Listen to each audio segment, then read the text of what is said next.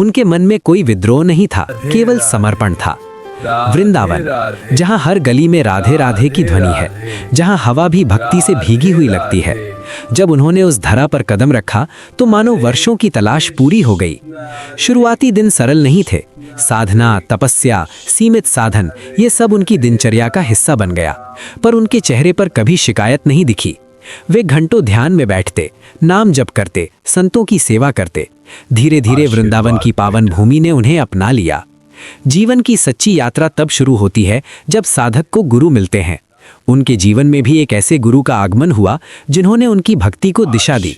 गुरु ने केवल ज्ञान नहीं दिया, बल्कि जीवन को साधना में ढालना सिखाया।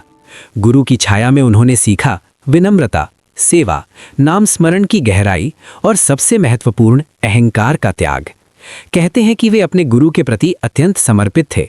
जो भी सेवा मिलती उसे प्रसाद समझकर करते। वृंदावन में बिताए वो वर्ष बाहरी दृष्टि से साधारण लग सकते हैं, पर भीतर से वो आत्मा के जागरण के वर्ष थे। रातों को जागकर भजन करना, प्रातःकाल यमुना तट पर ध्यान, दिन में सेवा, यही उनका जीवन बन गया।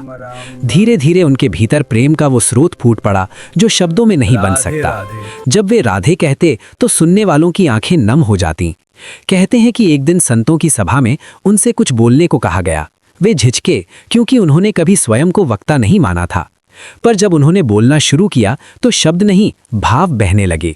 उन्होंने कहा, भगवान को पाने के लिए बड़ा ज्ञान नहीं, बड़ा हृदय चाहिए।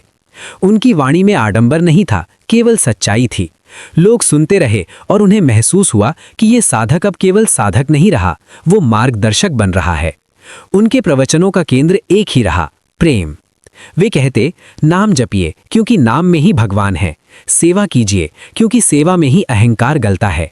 विनम्र रहिए क्योंकि विनम्रता में ही कृपा उतरती है। उनकी विशेषता ये थी कि वे कठिन आध्यात्मिक बातों को सरल भाषा में समझाते। लोग दूर दूर से आने लगे। कोई दुख लेकर आता, कोई प्रश्न लेकर और कोई केवल दर्शन की इच्छा से। अंत नहीं, आरंभ। ये तो केवल उनकी यात्रा का आरंभ था। एक बालक जो मंदिर की घंटियों से आकर्षित होता था, अब स्वयं हजारों हृदयों में भक्ति की घंटियां बजाने लगा था। पर यह कहानी यहां समाप्त नहीं होती। अभी तो वो समय आना बाकी है जब उनकी ख्याति दूर दूर तक फैलेगी, जब उनके शब्द अनगिनत जीवनों को बदलेंगे और जब प्रेम की ये धारा एक आंदोलन बन जाएगी। अगले भाग में हम जानेंगे कैसे उनके प्रवचन व्यापक स्तर पर फैलने लगे, किन परीक्षाओं का सामना उन्हें करना पड़ा और कैसे उन्होंने हर परिस्थिति में केवल राधे राधे का सहारा लिया।